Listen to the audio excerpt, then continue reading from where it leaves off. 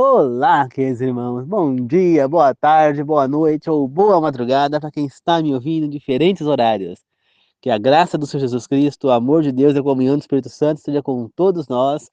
Uma feliz e abençoada semana que se inicia hoje, domingo, a todos. Na meditação de hoje falaremos sobre os ataques de Satanás para nos derrubar. Antes de começar, queridos irmãos, gostaria de pedir que vocês deixem um like aí no vídeo. Quem não se inscreveu no canal, aproveita, já se inscreva e compartilhe o vídeo, tá certo? E no decorrer do vídeo, no final, quando quiser, se quiserem comentar algo nos comentários, fiquem à vontade, tá bom? Eu vou ler e responderei também, assim que possível, tá bom? E vamos para uma oração para começar. Querido Deus amado, que mais uma vez o Senhor inspire o seu mensageiro aqui, que o Espírito Santo possa falar através da minha boca mais uma vez, que eu seja apenas um instrumento, um mensageiro, e que as pessoas possam me usar, que o Espírito Santo possa me usar para que eu possa levar a mensagem de hoje, Senhor. Que eu seja apenas um instrumento, Pai. Isso que as pessoas que estão me ouvindo sejam iluminadas para que possam aprender essa verdade. Que eu também seja iluminado, para que eu também possa aprender, Senhor. Estamos todos juntos no mesmo barco, Pai. Que os três maiores professores do mundo estejam conosco, Deus Pai, Deus Filho e Deus Espírito. Que assim seja. Eu oro e peço em nome do Senhor Jesus. Amém. Queridos irmãos, Satanás, ele age de várias maneiras, utiliza pessoas à sua volta, das pessoas que vocês gostam, para te derrubar, para te enfraquecer, para te deixar sem confiança, né? Muitas vezes, ele utiliza de pessoas que não estão no caminho de Deus para te derrubar de um trabalho, para te derrubar de um lugar, para te fechar uma porta. Porém, quando Satanás vai lá e fecha uma porta para você, Deus te abre 10. Não esqueçam disso, né? Satanás, ele quer fazer tudo para enfraquecer a gente, deixar a gente deprimido, deixar a gente fraco, sem confiança. Tudo isso são obras de Satanás. Muitas vezes ele age com amigos próximos. Olha o caso de Jó, por exemplo. Os próprios amigos dele dando maus conselhos, né? Os falsos amigos, né? Porque isso aí não são amigos. Dando falsos conselhos errados para ele abandonar Deus. A própria esposa tentou convencer Jó a abandonar a Deus. No decorrer da Bíblia, quer dizer, a gente vê vários casos de pessoas que são usadas para tentar derrubar a outra. Olha o caso também dos amigos de Roboão, né? Roboão, que era filho de Salomão, quando ele assume o trono, o povo exige que ele diminua os impostos que o povo estava pagando para ele, para que ele pudesse ser rei sobre todo Israel. Os sábios de Salomão lá, que eram quem eram os sábios que eram conselheiros de Salomão, disseram a Roboão: aceite a proposta deles, tal. Mas Roboão, ele, como tinha diz o ditado, diga com quem tu andas, que eu direi quem tu és. Ele já estava corrompido, ele já não estava na mente, ele já era muito ambicioso. E ele não quis ouvir os conselheiros do pai. E ele decidiu ouvir os amigos dele que ele pôs como conselheiros, ao qual cresceram com ele. E esses amigos aconselharam ele fazer exatamente o que ele queria. O Roboão já queria manter os impostos, aumentar mais ainda os impostos. Por isso ele não quis ouvir os conselheiros do pai. Então, ele chama os amigos, porque ele queria alguém que falasse o que ele queria ouvir. E quando esses amigos dão um mau conselho para ele acata na hora. E ele pega, vai e fala pros líderes lá de Israel que foram lá, a decisão dele, o que faz Israel se romper ao meio, né? Dividir o reino no meio. Ele fica só com 2 tribos e as outras 10 passaram sob o comando do rei Jeroboão.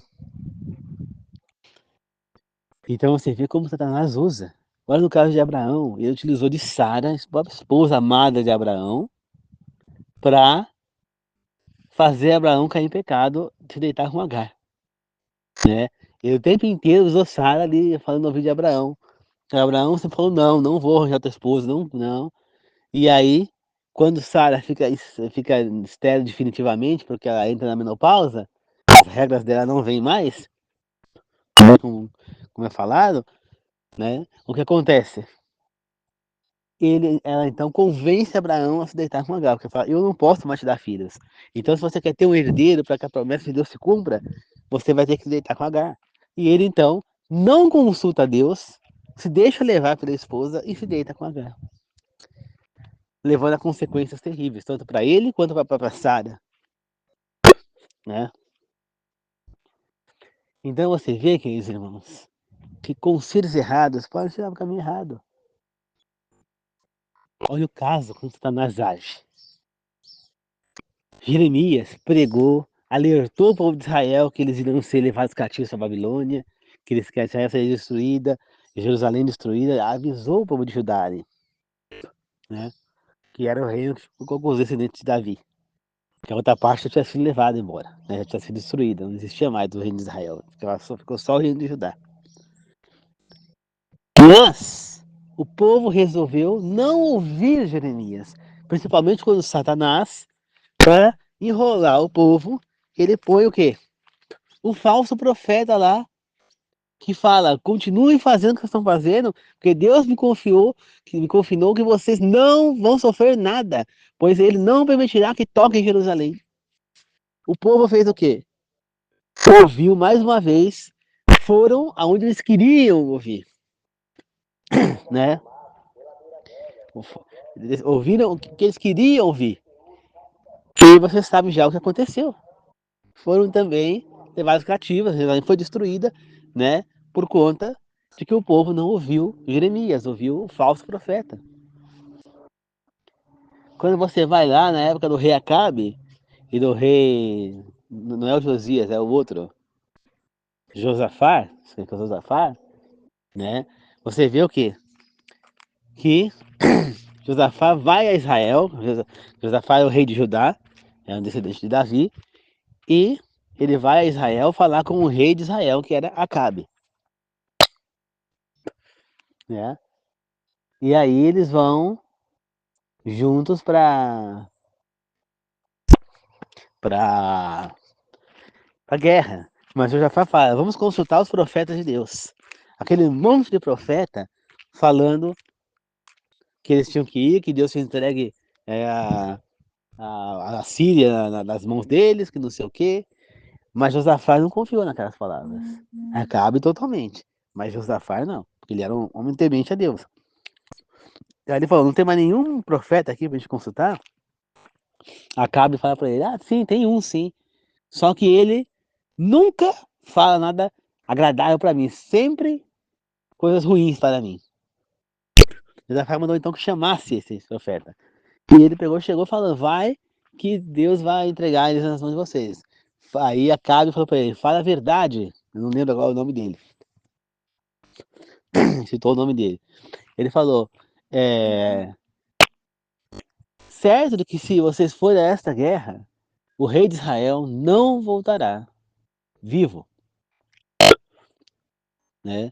Mas Acabe preferiu ouvir os falsos profetas também, né? E ele mandou prender esse profeta até que eles voltassem da guerra.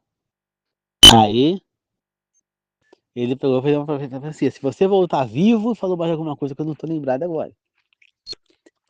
Acabe vai na guerra e ele ainda vai disfarçado. Ele põe outra pessoa, vai vestido de rei, e ele vai disfarçado lá como um soldado qualquer, como carregador de arma. E o flecheiro atira uma flecha de longe, e essa flecha vai direto em Acabe. Ele é gravemente ferido, e ali mesmo ele morre. Por não ouvir o verdadeiro profeta. Então você vê, Acabe reclamando do profeta porque só falava mal dele. Claro que ele só falava mal de Acabe, pois Acabe só fazia o que era errado perante os olhos de Deus. Então, ele queria o quê? Ele queria ouvir o que ele queria ouvir. Como muitas pessoas hoje em dia. Por isso que elas são presas fáceis para Satanás hoje em dia. Porque elas querem, elas aceitam o que elas querem ouvir. Elas querem que Deus faça o que elas querem. Essa que é a verdade, né? É interessante o ser humano, né? Que, ó, eles querem fazer a vontade deles, eles querem que Deus aceite a vontade deles, e não eles aceitarem a vontade de Deus. Olha só como a coisa está se invertendo. Então, você que não aceita, por exemplo, a guarda do sábado, não aceita ou não comer carnes imundas, saiba que você está querendo fazer a sua vontade, querendo enfiar a goela abaixo de Deus a sua vontade, ao invés de seguir a vontade orientada por Deus na Bíblia, né? Então, queridos irmãos, você vê que várias vezes Satanás usa de falsos conselhos, falsas coisas para derrubar. Olha no caso de Absalão. Aitofel, embora tivesse deixado usar para o inimigo para atrair Davi e apoiar Absalão, mas Aitofel tinha os conselhos certos, né? Ele aconselha Absalão que ele mesmo, Aitofel, vá com soldados atrás de Davi. Por quê? Porque ele sabia que Davi era muito poderoso, que se Absalão fosse, Absalão poderia morrer. E aí acabaria todo o plano de Aitofel, né? Tudo mais. Ele sabia os riscos que era, que Davi estava cercado de grandes soldados, né? Que eram conhecidos como os grandes de Davi, que foram fugindo junto com Davi. Porém, um homem que foi posto lá, infiltrado por Davi, para tentar distorcer justamente os conselhos de Aitofel, falou para Davi, falou o contrário, né? Usado pelo inimigo para destruir Absalão, ele fez o quê? Olha só. Vá você mesmo liderando o seu exército, pois Davi, seu pai, era um líder de exército. Se você não for, vão achar que você é um frouxo e vão querer apoiar o seu pai, um monte de coisa para ele. Falando, você tem que ir na frente do exército, vai você mesmo e ataca o seu pai. Porque eles estão amedrontados, você está caindo de seu pai e tal, e ele acaba acatando o conselho desse rapaz, que eu também não lembro o nome, em vez de Aitofel. E aí quando Aitofel fica muito chateado com isso, né, ele percebe o que vai acontecer, né, ele já prevê, vai embora dali, depois ele acaba se matando. Então você vê como as coisas acontecem, maus conselhos. Então Satanás usa muitas vezes pessoas de sua confiança para te enfraquecer, né? Você entende? Então é preciso tomar cuidado. Você vê, Saul, qual foi o primeiro ponto da queda de Saul? Foi quando ele fez o holocausto lá antes de Samuel chegar. Por quê? Ele não podia fazer, ele sabe que somente um profeta ou um levita, ou um sacerdote poderia fazer o sacrifício. Mas ele se deixou levar por quê? Pela influência do medo e do seu próprio exército. Por quê? Porque o seu próprio exército estava querendo, vamos embora para a guerra, Saul, vamos embora para a guerra, estavam forçando ele aí. E ele querendo esperar Samuel. E Samuel não chegava nunca. E cada vez mais os homens estavam se dispersando. E isso estava fazendo com que o exército de Saul estivesse sendo tomado pelo medo. E os próprios homens do exército começaram a enfraquecer Saul. Vamos, Saul, somos mais fracos. Nós vamos ser, se a gente não for já para a guerra, nós vamos ser aniquilados, não sei o quê. E Saul, que era o líder e que deveria ter passado a palavra de Deus para eles, confiança para esse povo, ele fez o quê? Se enfraqueceu junto com eles. E aí ele faz o quê? Como Samuel não chega, ele acaba indo lá, então, fazendo o sacrifício. Você vê como é que é também na outra parte de Saul. Quando manda ele matar todos os amalequitas, amoreus, né? Se é amoreus, amalequitas, sempre confundo os nomes, e ele volta com os animais e com o rei vivo. Por que ele volta com os animais vivos? Porque o seu exército falou para ele, Saul, vamos levar os melhores animais para a gente matar e fazer oferta ao Senhor. E Saul faz o quê? Para não se indispor com os homens, em vez de ele falar, não, nós temos que cumprir a vontade de Deus, não. Ele acata essa vontade. Então isso é um mau conselho usado pelo inimigo, usando o próprio exército de Saul para derrubar Saul. Né? E aí ele acaba caindo como rei de uma vez, né? Você entende? Então, os maus conselhos, pessoas à sua volta vão usadas para te derrubar, né? E você vê, em Apocalipse fala que no momento que a segunda besta surgir, que o decreto vier aí, e que nós nós não usarmos a marca da besta, nós seremos perseguidos. E os nossos próprios parentes, nossos próprios amigos vão nos entregar, achando que estão fazendo o que é certo. Então olha como Satanás vai usar as próprias pessoas à sua volta para te derrubar. Toma cuidado, queridos irmãos. Quando alguém chegar para você e falar que você é um incapaz, que você é um imprestável, que você não serve para isso, que você não serve para aquilo. Eu já cansei de ouvir isso, queridos irmãos. Que eu não sirvo para ser professor, que eu sou tímido demais, que eu não sei o quê, que eu não sirvo para aquilo, que eu tenho que procurar outra coisa, que eu não sei o quê. Eu canso de ouvir isso, queridos irmãos. Eu canso de ouvir, porque o sábado é uma besteira, sábado, a igreja não enche barriga de ninguém, isso aí você faz porque você não tem uma família para sustentar, porque não sei o quê. Outro fala, se eu fosse proprietário da escola, fosse diretor da escola, e você chegasse lá falando que eu não te contrataria. E isso faz o quê? Vai mexer com a nossa mente. Tanto que mexeu com a minha mente, essas palavras, uma dessas palavras, que eu acabei hesitando em falar lá no início, que eu era adventista. E agora, como consequência, eu estou sendo obrigado a ir na última aula, na sexta-feira, que eu não poderia ir. Por quê? Porque eu não avisei no início. Entende, queridos irmãos? Então, Satanás usa até mesmo seu pai, a sua mãe, irmão, tio, avô, para te derrubar. Assim como Deus fala através dos pais com a gente, Satanás também utiliza a mesma fonte para nos derrubar. Você não vê Jesus, quando Jesus foi tentado no deserto? Satanás tentou convencer Jesus a transformar a pedra em pão, porque ele estava 40 dias sem comer, sem beber nada. Aí Jesus fez o quê? Usou a palavra de Deus para se defender. Falou, nem só de pão viverá o homem, mas da palavra de Deus também. Aí Satanás faz o quê? Ele utiliza da mesma fonte da palavra de Deus para tentar enganar Jesus. Ele leva Jesus para o alto do templo e lá ele fala, se joga, porque está escrito que nada vai acontecer, que não deixará, que Deus não deixará que você caia. E aí Jesus, sabiamente, né, ele que é o dono das palavras, ele pega e fala, não devemos testar Deus, né? É claro que Deus não está falando na Bíblia ali que eu sendo um servo de Deus, eu posso subir no alto de uma árvore e me jogar, ou no alto do telhado da casa e me jogar que não vai acontecer nada, os dois vão me segurar. Não. Ele está falando que mesmo que eu tenha problemas na vida, que eu tenha uma queda na vida, ou seja, perco o emprego, passe por necessidade, ele não vai me deixar chegar ao fundo do poço, ele não vai me deixar passar fome, passar necessidade, ele vai me amparar de alguma maneira. É isso que ele está falando, né? Então, ele tentou usar erradamente as palavras de Deus para enganar Jesus. E olha como é que ele age. Ele usou a Bíblia, que é o livro do Senhor, para tentar enganar Jesus. E é isso que ele faz. Ele utiliza de fontes que a gente menos espera para nos enganar. Entendeu? Então, pessoas que estão no caminho errado, que estão querendo a própria vontade em nome de Deus, elas querem fazer que você também vá para o caminho errado. Né? Ontem mesmo eu estava conversando com a minha mãe e ela estava falando a respeito de Maria, né?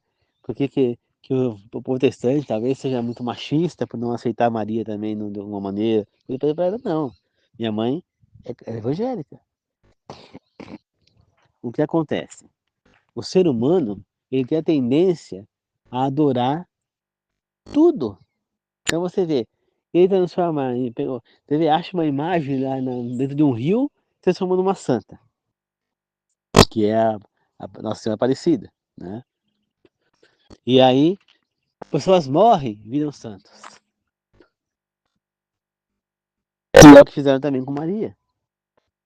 Só que nós temos que entender que todo ser humano tem o mesmo direito, somos iguais perante Deus. Ou seja, Maria é uma humana comum. Não é porque ela trouxe Jesus ao mundo que ela virou uma deusa, que ela virou uma, uma semideusa, uma anja, Não. Maria era uma mulher comum, uma pecadora. Ela, ela cometeu pecados na vida dela. Ela era um ser imundo como qualquer outro ser humano. Compreende? Se Maria não fosse pecadora, ela mesma tinha ido na cruz lá e se morrendo na cruz para salvar a humanidade. Não precisava Jesus ter vindo. Entendeu? Então, Maria é uma pecadora. Então, o mesmo problema que nós temos, ela também tem. Ela também necessita da graça do próprio filho lá, né, que ela gerou para ser salva. Maria pode estar no céu hoje em dia com Jesus lá, com Deus? Pode. Só que a Bíblia não nos revelou. Então, ela pode até estar lá. Mas até que se prove isso, ela está na sepultura. Captaram? E como o próprio Deus disse na Bíblia, o que não foi revelado na Bíblia pertence ao Senhor, pertence a Deus. Portanto, nós não temos que estar procurando. Maria tá no céu? Tá, não. Não. Isso não faz diferença para nós. O que faz diferença é que ela gerou o Salvador, o Messias, e que Jesus veio, morreu na cruz para nos salvar. Nós não temos que ficar indo atrás de coisas que não fazem diferença para a nossa salvação. Não faz diferença se Maria está no céu, se Maria não está. Não faz diferença. Se fizesse, Deus teria nos revelado. O que ele revelou para a gente na Bíblia é o suficiente, né? Muitos criticam, muitos os adventistas por falarem de Ellen White, que ela não sei o quê. Muitos falam que os adventistas adoram Ellen White. Não, né? A Ellen White foi usada como uma fonte de Deus, Deus usou ela como uma fonte para trazer as pessoas para Deus, porque as pessoas estavam se negando a ouvir ali a palavra de Deus. Como ela própria disse, se as pessoas lessem a Bíblia, estudassem a Bíblia, ela não precisaria ter escrito nada, porque tudo que precisa saber para aprender está na Bíblia. A própria Ellen White disse isso, né? Ela sempre também orientou que nunca fizessem uma Bíblia oficialmente da igreja com anotações dela junto, né? Por quê? Porque isso ia dar um outro patamar para coisa que não era a coisa. Iam falar que estava incluindo os livros dela na Bíblia, né? Como, por exemplo, o Edir Macedo. O Edir Macedo fez uma Bíblia com os comentários dele. Inclusive, eu tenho um exemplar dessa Bíblia. Eu me converti com esta Bíblia, né? Existem Bíblias, tem aplicativo que a Bíblia Sagrada não é oficial da Adventista. Não é. Mas tem um aplicativo ali sagrada com comentários de Ellen White. Entendeu? Ellen White foi uma profetisa de Deus, né? Era uma mulher que ela era meio fanha, não falava direito, ela não conseguia raciocinar mais direito por conta da pedrada que ela levou. Ela não conseguia escrever direito com a mão, ela tinha que segurar a caneta com as duas mãos para poder escrever. Ela era uma mulher que era semi-analfabeta e escreveu coisas fantásticas. Mas em nenhum momento os escritos delas estão tirando a Bíblia. Eu não posso pegar todos os escritos de Ellen White e pegar e fazer uma nova Bíblia com eles. Então eu poderia pegar, juntar tudo, fazer lá a Bíblia White, por exemplo. Então, aí tem lá os livros da Ellen White. Grande Conflito, Desejar Todas as Nações, Fundamento de um Lar Cristão, Entre Família, qual que é o outro livro? Patriarcas e Profetas, Conselhos para pais, conselhos para filhos, conselho para educação, conselho para a saúde. E posso fazer uma Bíblia daquilo ali? Eu- Mas isso não é uma Bíblia. Isso vale como Bíblia? Não, vai virar uma Bíblia sagrada, uma nova Bíblia, terceiro, terceiro testamento? Não, claro que não. A Bíblia já está fechada. Não há mais nada assim como na Bíblia. Ah, por que não? Pode falar. Por que não? Se já tinha o Velho Testamento, aí estava fechado, aí de repente veio Jesus, e aí veio os apóstolos escrever um Novo Testamento, por que não poderia haver um grupo de pessoas agora hoje em dia escrever um Novo Testamento?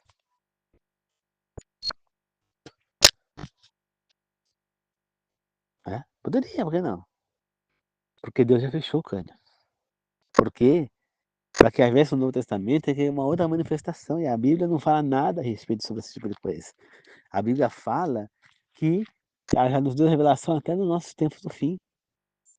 Que no tempo do fim, depois que havia a segunda besta e a perseguição, e vinha as 7 pragas sobre os ímpios, Jesus vai voltar e não vai ter nenhum ímpio vivo, porque eles não vão, os que estiverem vivos morrerão para ver a glória de Deus. que aqueles que crucificaram Jesus vão ser ressuscitados para eles verem Jesus voltando e ver quem foi que eles crucificaram. Depois vão morrer novamente. E que Jesus vai ressuscitar os mortos já transformados e vai transformar os que estiverem vivos. E todos juntos teremos o céu no milênio. Isso que a Bíblia ensina. Então, se a Bíblia já está dizendo isso que vai acontecer, não tem mais motivo nenhum para ter uma nova Bíblia. Isso quer mais uma prova de que não teria mais um Novo Testamento aí? Do Velho, Novo e Novíssimo, por exemplo. Eu falo para vocês, está escrito na Bíblia que o que foi revelado na Bíblia é o suficiente para levar qualquer um à graça e à salvação e à vida eterna. Então, não tem mais motivo nenhum para Deus inspirar ninguém a escrever mais nada na Bíblia. A Bíblia já está fechada, né? Então, queridos irmãos, já está fechado. E outra coisa, não existe Novo e Velho Testamento. A Bíblia foi escrita, cada um escreveu os livros separados. Na verdade, não existia nem a Bíblia, tinha os livros separados, né? E aí esses livros foram juntados. Simplesmente isso. E aí o que aconteceu? Virou um livro. Você vê que na época de Jesus, ninguém tinha livro em casa sagrado. Só quem tinha era as sinagogas, era o templo, né, que tinha lá os manuscritos, mas não tinha as pessoas. Somente aquelas pessoas que eram muito ricas e que pagavam uma nota para para para ter uma cópia, né? Entendeu? Depois, quando os livros foram juntados, aí depois, não sei se foi Lutero, quem foi, que criou o Novo e o Velho Testamento. Mas não existia. Você entende? O Novo e o Velho Testamento foi só para, na verdade, é só para dividir, é o antes de Cristo e depois de Cristo.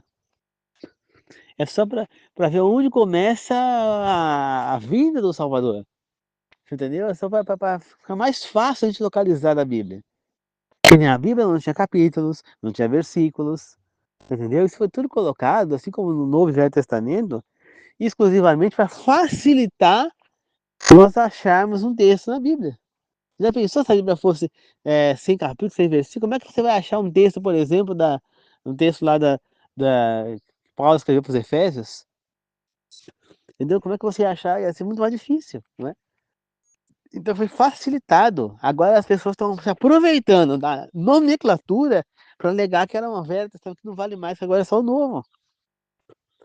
E isso, queridos irmãos, é a obra do inimigo. Ele usa essas pessoas para confundir a mente. E as pessoas que não querem abrir mão da sua verdade, da sua vontade, vão cair na onda, né? Muita gente não quer abrir mão não quer guardar o sal, não quer parar de comer as carnes imundas. Então fala uma coisa que é o que eles querem ouvir, eles aceitam. Foi o que fez Acabe, foi o que fez muitos do povo de Israel, foi o que fez Roboão. Nós precisamos entender que nós precisamos aceitar a vontade de Deus, que nem sempre a vontade de Deus é o que nós queremos. Olha o caso de Jonas, por exemplo. É a vontade, é o que Deus ordenou que ele fizesse. Era a vontade dele, que era pregar em Nínive? Não. Jonas tentou fugir. Olha o que aconteceu. Foi parar dentro da barriga do peixe grande. Ficou lá 3 dias até que foi cuspido. E ele foi lá pregar em Nínive, não sendo contra a vontade dele. Salvou muitas pessoas, ficou revoltado, porque muitas pessoas se salvaram lá. Ele foi na marra. Mas era a vontade de Deus. Você acha que era a vontade de Moisés que ele saísse lá do lugar dele, da família dele, ali vivendo feliz com a família, sendo pastor de ovelha, uma vida simples, calma, sair daquilo lá para enfrentar o faraó no Egito e libertar aquele povo rebelde lá do Egito? Claro que não. Depois, você acha que no deserto, quantas vezes vocês acham que, com essa rebeldia do povo que a gente vê na Bíblia, que Moisés desejou ir embora por volta para Midian, onde ele vivia com a família? No entanto, Moisés foi firme até o fim, até que Deus o levou. Ele foi firme lá, né? Ele pode ter dado aquela derrapada lá de ter batido na pedra, porque ele já estava estourando de revolta, ele não estava aguentando mais. Por isso que Deus então o libertou dali, né? Falar, Deus condenou Moisés porque ele cometeu um erro, foi justo o tempo inteiro, por causa de um erro, condenou ele à morte. Não, Deus libertou Moisés daquilo ali. Ele não percebeu que Moisés não estava aguentando mais aquele sofrimento e deu uma liberdade. Tanto que depois que Moisés morre, ele é ressuscitado e levado para o céu, né? Então, é, então você vê, queridos irmãos, que muito difícil nós vamos passar. Não é fácil, Satanás vai tentar a gente, vai tentar nos derrubar, nos enfraquecer. Ele vai tentar, como é que fala? Encher a gente de coisas para fazer, acabar com o nosso tempo para nos enfraquecer, igual a história do pastor que eu contei para vocês. Você entende, queridos irmãos? E é exatamente isso que você vai tomar cuidado. Porque muitas vezes o excesso vai tirar o seu tempo e você vai se enfraquecer na fé, que é isso que o inimigo quer. Então toma cuidado para não fazer as coisas em excesso, para que você possa controlar essa situação. Tá certo, queridos irmãos? Vamos viver para Deus. Deus é Pai, não é padrasto. Nós amamos o Senhor. E é isso que importa. Tá certo, queridos irmãos? Que Deus possa estar conosco hoje e sempre. Que Deus nos ame. Que Deus possa estar sempre em primeiro lugar na nossa vida. Nós não podemos achar que a nossa vontade tem que ser maior que a de Deus. Não. A minha vontade é comer uma feijoada, é comer, graças a Deus, eu não sinto mais vontade disso. Mas acho que a minha vontade era parar de comer as coisas que eu gostava. A feijoada foi um dos meus pratos preferidos. No entanto, eu parei. Entendeu? Por quê? Porque Deus proíbe que a gente coma certas coisas. E ele proibiu comer carne de porco. Então, cabe a mim acatar como servo do Senhor. Não adianta eu falar, não, eu não vou seguir essa igreja porque ela não pode comer carne de porco. Mas se Deus não quer que coma, não adianta eu ir em igreja nenhuma. Só estou transgredindo a vontade de Deus. Não é a igreja adventista que criou a guarda do sábado e tampouco a não comer carne imunda. Quando você vê que muito antes dos adventistas, os judeus já guardavam o sábado. Muito antes dos judeus existirem, Adão lá na criação já guardava o sábado, pois o sábado foi estimulado lá. Quando fala, Deus santificou e abençoou o dia de sábado como o dia do Senhor. Então ali já estava feito o sábado. Nós temos que entender o seguinte, Moisés foi quem escreveu o livro de Gênesis. Então, o livro de Gênesis e de Êxodo praticamente ficaram prontos lado a lado um do outro, na mesma época, né? Então, não tinha necessidade de Moisés escrever a mesma coisa nos dois livros. Entende? Não tinha. Porque o povo estava tendo acesso àquelas duas mensagens ali, os dois livros, ao mesmo tempo, praticamente. Então, precisava Moisés escrever duas vezes lá, então escrever lá no início, Deus falou para Adão e Eva, guarda os sábados. Não precisava disso. Está muito mais na cara. Além de estar escrito lá, guarda, que Deus abençoe o sábado, depois, quando você chega no Gênesis, você vê que Deus está dando como mandamento dos servos de Deus guardar o sábado. Entendeu? Então não precisava. As pessoas não captam, não vê data. Você entende? Então, como os dois livros já foram escritos ao mesmo tempo, não tem motivo para que tivesse escrito as duas coisas, a mesma coisa nos dois livros. Foi por isso que não está escrito. Agora, se Gênesis tivesse sido escrito lá por Abraão, com certeza estaria escrito, né? Porque o povo naquela época não ia ter acesso a Gênesis. Mas como nós já temos, para que duas vezes? Se a Bíblia é um cânion só, para se já está ali no Velho Testamento, para que ia de novo os apóstolos escreverem aquilo de novo no Novo Testamento? Né? Se nós temos ali a Bíblia Sagrada, ali o livro completo do cânion, Para que eu vou ter nos dois, nas duas, do lado, depois de novo lá no meio do livro, outra vez a mesma coisa escrita? Para quê? Não há necessidade.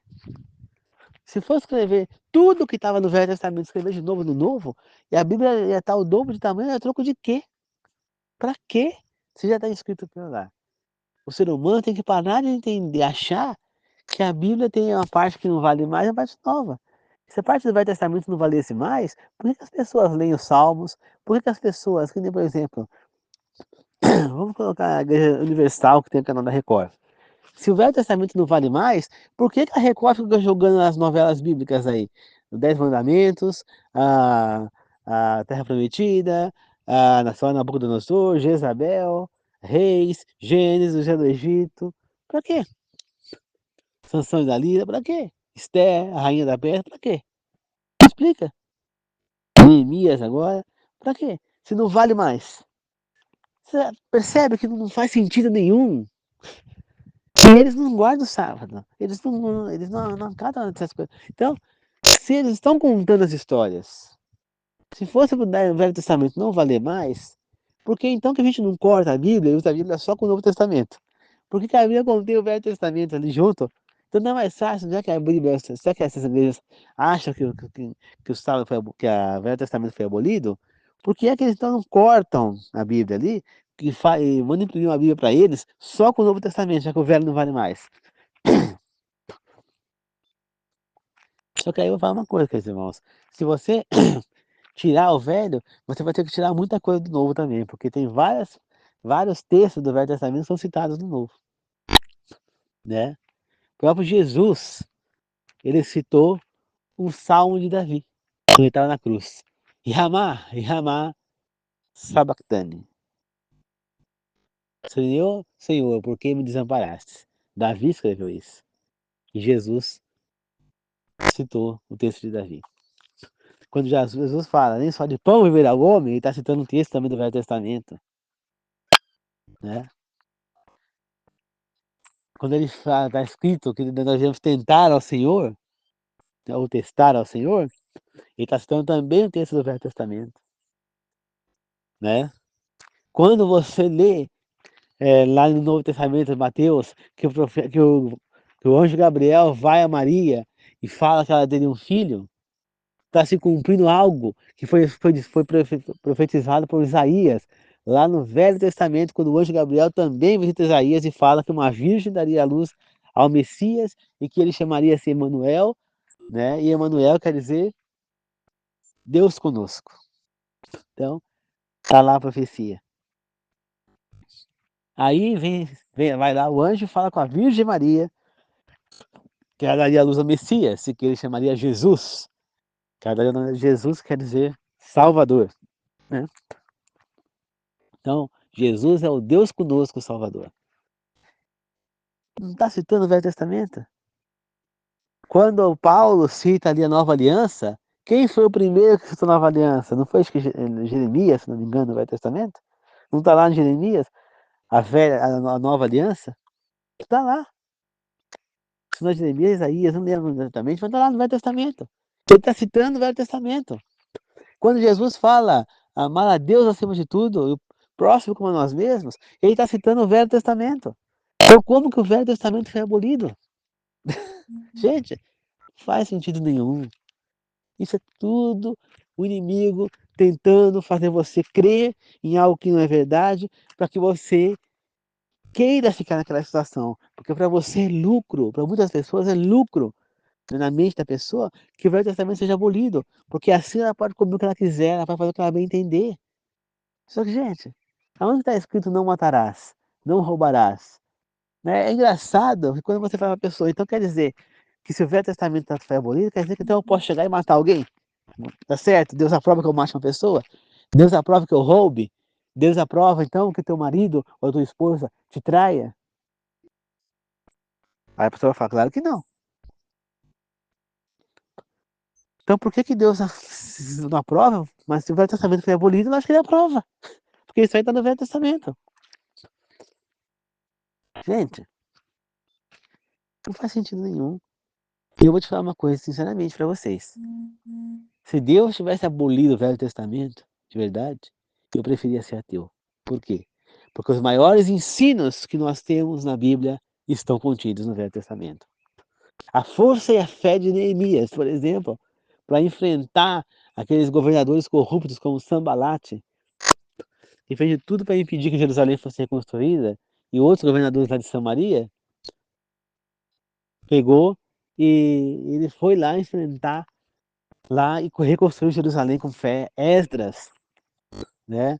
A fé de Samuel, a fé de Davi, a fé de Moisés, o que Deus fez através de Moisés, a fé de Abraão, de Isaac, de Jacó, Israel, de José, Daniel, todas essas histórias, todas essas histórias verídicas, né, reais, citadas na Bíblia, só nos faz mais fortes. Se você perde isso, você perde totalmente a natureza de Deus. O que é que a gente sabe de Deus? A gente sabe que Deus é o Criador. A gente sabe que Deus criou Adão e Eva. A gente sabe que Deus, depois eles no Éden lá para comer coisas vegetais, alimentação vegetariana. Proibiu que conversava do bem e do mal, e que eles comeram e caíram em pecado e foram expulsos. A gente sabe que Deus levantou Noé para se salvar do dilúvio, para dar continuidade à humanidade. Depois ele levantou Abraão para servir de exemplo, e Isaac, Jacó, depois José, Moisés para libertar o povo de Israel, Juízes, Josué. Gente, se nós não lemos o Velho Testamento, nós achamos que ele não vale mais nada, a gente perde toda a essência de Deus. O Novo Testamento nos apresenta o Filho, o Deus Filho, Jesus Cristo, e o Deus Espírito, o Espírito Santo, com mais força. Agora, o Deus Criador, o Deus Pai, ele é apresentado no Velho Testamento, entendeu? Se você renega o Velho Testamento, você está falando que somente Jesus é Deus, que o Deus Pai não existe, que Jesus é o único Deus, e ele não é o único, entendeu? O Novo Testamento ele somente apresenta uma outra face de Deus, né? E na realidade, o Novo Testamento está fazendo algo que o ser humano tanto queria. Deu uma face para Deus no Novo Testamento. Entendeu? Então, você olha para. Você falava, Deus é um ser abstrato, não existe um ser abstrato. Não existe. Não existe um ser abstrato. Deus você somente crê nele. Agora, no Novo Testamento, as pessoas puderam ter uma imagem de Deus, puderam tocar nesse Deus, puderam ver esse Deus, puderam conversar com esse Deus que foi Jesus Cristo. Já parou para pensar nisso?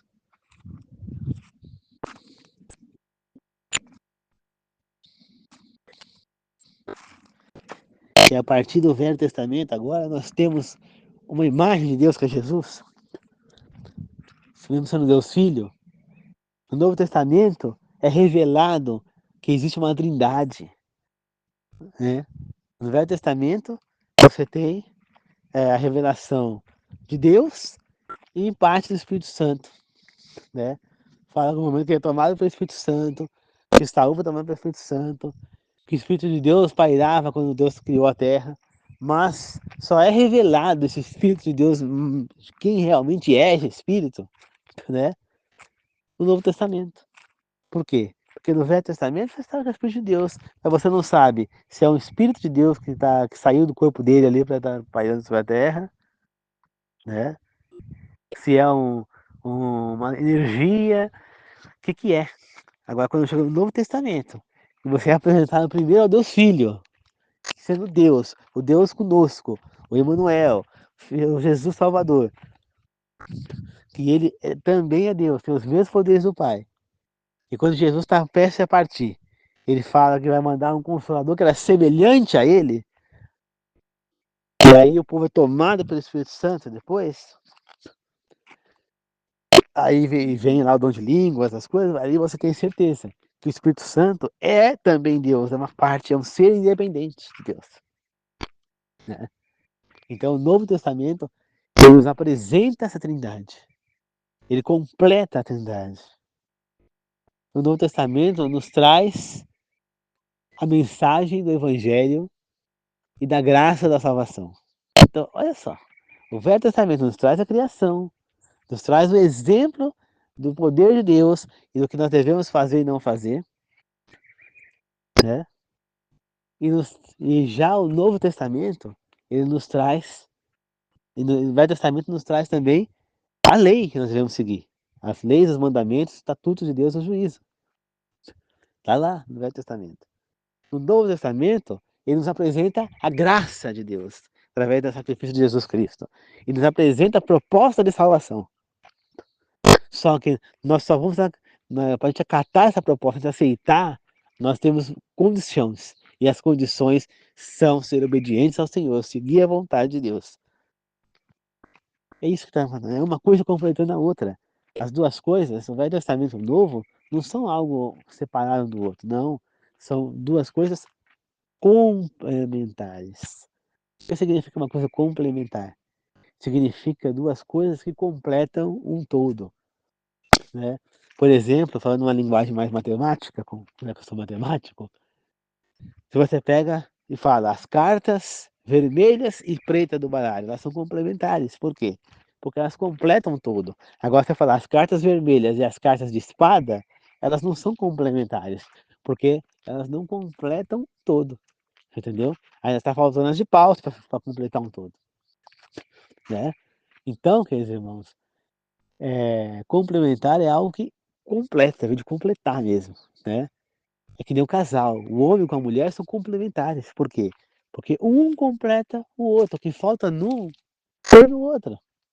Você entendeu? Então, o homem e a mulher são diferentes. Por que são diferentes? Porque um é complementar ao outro, o que tem num falta no outro. O que tem no outro falta no um. Então, o que é complementar? E os 10 mandamentos, as leis de Deus, o Velho Testamento, o Novo Testamento são complementares, ou seja, eles complementam toda a graça, eles complementam tudo o que nós precisamos para chegar à vida eterna. E juntos, o Novo e o Velho Testamento podem nos levar à graça e à vida eterna. Agora, o Novo Testamento sozinho não nos leva à vida eterna e à graça. Não. Sozinho, não. O próprio livro de Apocalipse, que é o último livro da Bíblia, ele cita Daniel algumas vezes, que é o livro do Velho Testamento. Então, sozinhos nós não vamos chegar. O Novo Testamento sozinho não salva ninguém. Sem o Velho, o Novo Testamento, a graça de Jesus some. Sem o Velho Testamento, a graça de Jesus, o sacrifício de Jesus não vale nada. Mas como assim não vale? Não. Por que que Jesus veio e se sacrificou no Novo Testamento? Por causa do pecado de Adão e Eva, que está lá no começo do Velho Testamento. Então, se você erradica o Velho Testamento, erradica, ou seja, some com Gênesis, o sacrifício de Jesus perde total sentido. Como que você vai explicar? Como você vai falar? Jesus veio, sacrificou por quê? Ah, porque o ser humano está em pecado, pecam. Mas por que o ser humano está em pecado? Qual é o pecado que o ser humano está cometendo? Se você não tem lá as leis, estatutos do Velho Testamento, você não tem como explicar que você não está em pecado. Por quê? Porque você tem que olhar no espelho da lei, dos estatutos, dos mandamentos. E lá você vai olhar no juízo e vai ver que você está em pecado. Ali está o motivo de estar em pecado e da gente precisar do sacrifício de Jesus. Então, sem o Velho Testamento, nós não temos sentido nenhum na Bíblia, no Novo Testamento. O Novo não vai levar ninguém à salvação sem o Velho. O Velho não leva ninguém à salvação sem o Novo. Então, ou seja, não adianta eu seguir só o Velho Testamento. Fala, não, no Novo Testamento eu não quero saber, quero só o Velho. Nossa, esse apóstolo de Jesus não vale nada. Não. Pedro era um cara bruto, ignorante, e não sei o quê, rejeitou Jesus. Não, imagina se eu vou querer saber desses caras. Mateus era um bandido, era um ladrão republicano que roubava os judeus. O Judas era um canalha, na tesoureira que estava roubando atrás das doações de Jesus. Não, eu não quero saber do Novo Testamento, não. Eu vou seguir só o Velho. O Velho sozinho também não vai te levar à salvação. Porque sem a graça de Jesus estar no novo, você não alcança salvação. Um precisa do outro. Entenderam? Não existe salvação sem os dois. Tá certo? O velho mostra para você que você está em pecado. que você errou, que você está em pecado, e o Novo Testamento te mostra a solução do seu problema. O Velho te mostra o problema, o Novo te mostra a solução, que é a graça, né? O Novo te mostra, o Velho te mostra que tem problema, então ele mostra através das leis, dos estatutos, dos mandamentos, dos juízos, ele te mostra que você está com problema, que você está em pecado, que você está indo para a morte eterna, para o lago de fogo. O Novo Testamento vem e te mostra como é, é, se redimir e se voltar para Deus novamente, que é através do batismo, da obediência aos estatutos, às leis, aos mandamentos e do arrependimento, que vai fazer com que você alcance a graça que também está demonstrada no Novo Testamento, que foi o sacrifício de Jesus na cruz. Então, as duas coisas estão se complementando, irmãos. Não existe velho e novo, não existe abolição de nada, tá certo? Então, não ouça os maus conselhos, não se deixe enganar. Cuidado! Às vezes a pessoa que você confia, que põe a mão no fogo por ela, é aquela pessoa que o inimigo vai usar para te derrubar, para te desviar, para te enganar. Cuidado. E não é porque aquela pessoa não é seu amigo de verdade. Ela foi usada. Às vezes aquela pessoa está achando que está falando melhor para você, como vai acontecer no tempo do fim. As pessoas vão te entregar para serem presos, para serem mortos, torturados, porque pensam que estão fazendo certo ao te entregar, porque acham que, que é o certo, é aquilo. Elas foram enganadas e estão querendo, achando que estão fazendo bem para você, e na verdade estão fazendo mal. Elas já estão perdidas. Nesse momento, as pessoas que estão te entregando já estão perdidas, porque elas já usaram a marca. Então, se elas já puseram a marca do inimigo, da besta, elas já estão perdidas. E elas querem arrastar você junto com elas, porque elas pensam que elas estão com Deus. Entendeu? Elas não sabem que elas estão com a marca da besta. Elas estão sendo enganadas. Só que não tem mais volta para elas. Mas para você que ainda não pôs a marca, tem.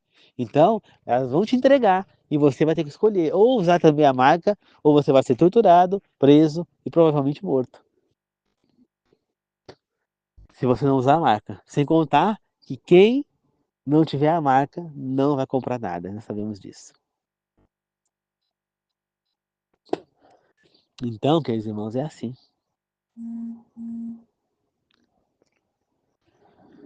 Nós temos que entender que o fim se aproxima.